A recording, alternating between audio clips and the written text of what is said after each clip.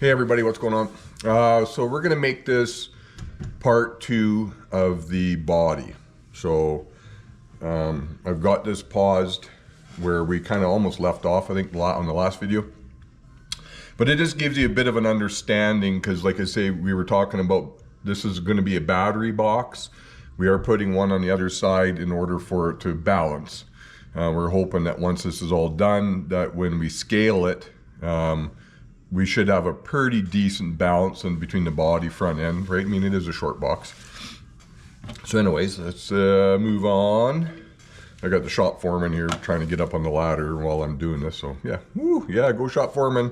Let's check him out. Yeah, shop foreman. Yeah, hard at work. Yeah, shop foreman, hard at work. Say hi, Freddie. Oh, someone's coming in. Okay. Anyways. So yeah, so as you can see here now, like I say, we got the tubs tacked in. We're doing the floor stuff. We're trying to get the heights for our bolts, for our cross members that'll bolt to the frame. This is the driver's side, as you can see, the box, and then and obviously going back and forth here a little bit. But just we made the tops for all this to try and have a flush mount, just so we can put it in the floor and then make it disappear if we need to, and still be able to get to it. So this is kind of the speaker mock-up. I might be a little bit behind on what we had discussed in the last video. And anyways, as you can see, that bottom panel's been built.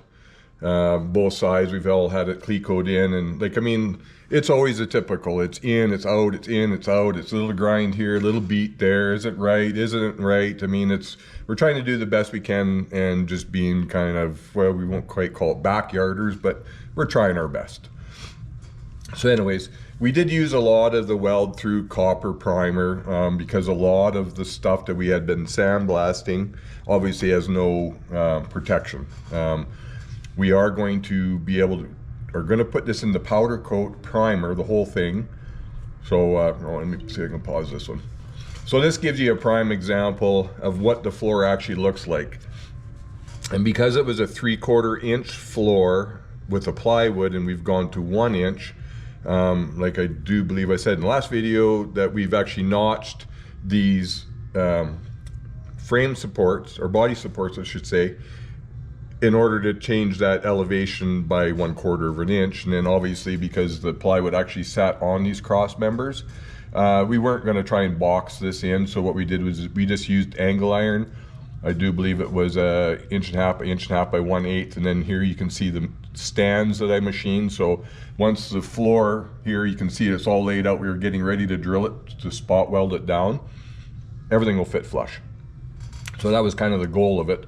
And then, I mean, I do have one of the other pictures. Anyways, when we had the fuel tank in it with Dick, there's not a lot of room from the top of the frame rails to the underside of this over the wheel wells. I mean, it's because the frame humps up and over. So yeah, it was a lot of together apart, making sure that it was right and we weren't going to have any issues forthcoming once we decided that when the body was ready to go back on the chassis. Anyways, but yeah, a lot of work. Holy cow, man! The hours in this is just crazy. I mean, it's a good thing that I don't know, what would you say? I don't have to work myself to death anymore. So we're just trying to do what we can with this build. So as you can see, we've cut out the original tubs because they were round. We've gone to the pickup tubs in order to tub it out, as per se, make their wheel wells wider. Here you can see all the holes have been drilled for getting ready for all of our spot welds. So I mean, it was a very time-consuming process, and the co-conspirator on this, Dylan, he's like, "Oh my God, do you have any more holes for me to drill?" It was too funny. Anyways, these are speaker mount boxes. We've gone to put them into the walls rather than just being flat. Try to get the sound a little bit better, I guess you would say.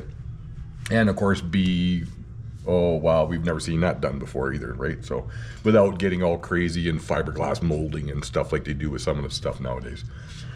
Here, these are the rear mounts for the seat. We took a square body Blazer rear seat, and then we sectioned it like 6 or 7 inches. I can't remember, it's been quite some time.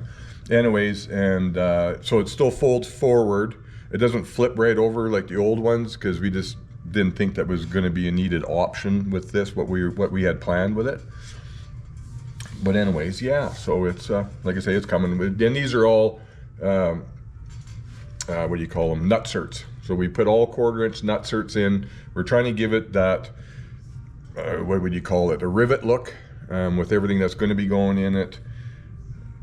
It should look pretty good. The colors we've kind of picked out for the interior stuff, yeah, it should all work really well together. We're trying not to get too dark, because it'll be too dark and then too light and stuff. And yeah, don't criticize me on my welding. You kidding me? That's like, holy cow, it was a lot of stack attacks, I tell you that. Here they actually try to put a power mount antenna in the cowl on the driver's side, and like, yeah, they just literally looked like they took a hatchet and a hammer and tried to beat it. So it was a lot of work to get it to that point. Here you can see we're starting into some of the inner outer floor pieces, or you mean this is all still getting worked in. See if I can get this one to pause. Now with these brake boosters, we were going to go to a hydro boost because we got a blower application, but we still have enough vacuum underneath the carb or / Holley EFI that we didn't need to run a hydro boost and then be out from the firewall like 4 miles. We didn't want to do that, so we opted to even get rid of the mounting brackets, like I say, because we changed this piece from the square body, mounting it in to give us better alignment for steering column, more closure, stuff like that. But because this is flush mounted against the firewall, it actually will help, I think, clean the engine compartment up a little bit, because we're not going to be standing way out with that. So yeah, like I say, it's just another one of those things that we're trying to do, not what everybody else has been doing. We're trying to make it clean, and we're not going to SEMA. Like, yeah, maybe one day. Yeah, can't see it. Anyways. Yeah, so anyways, yeah, square body piece is all in. It's been plug welded. These are all been tapped and stuff. More plugs, more stands for the bottom of the brake booster, because of what we had to do in order to reinforce into this rear structure. These are pieces that we had cut out and re-welded in, because we put lap belts in or not lap belts, but shoulder belts, 3-point belts. And we needed to get into the substructure, into the rear part of the door, in order to make it really safe, right? We're not just going to weld a piece of tin on there and then put a bolt in it or nut on the backside and call it good. So these actually have got an 1.25" by 1.25" by 3/16 square tube welded into the backside of this, and with a nut welded inside of that, and then this is plated over. One of the reasons why we went this way was because the passenger side, for whatever reason, because they actually have bolts into that rear part of the structure of what we would call as a pickup cab. Anyways, they just hacked it open, so we had to replace it anyway. So it was this one decision that we just made and say, you know what, then they'll just keep the cops away when you're driving around, because you know that year of vehicles, they only come with lap belts. But anyways, we'll moving on. Come on. Daddy needs a new pair of shoes. What is this? Well, that was just a firewall hole that we had. It was so funny that the crap that they used to try and plug some of the holes. Anyways, so this is the lower seat belt mount. There's the retractor, and then obviously it goes up to the top as well. And then I'm just going to leave this one here, because this gets into doing the inners, outers, floor pieces, lower A-pillar. There was quite a bit of rod in this one.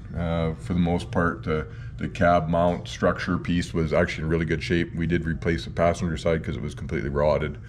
So anyways, I hope you guys liked this video. You know, thumbs up, like, subscribe, comment, ask something, anything, great. We'll do our best. We'll even tell you how old the shop cat is. Thanks for watching. Bye.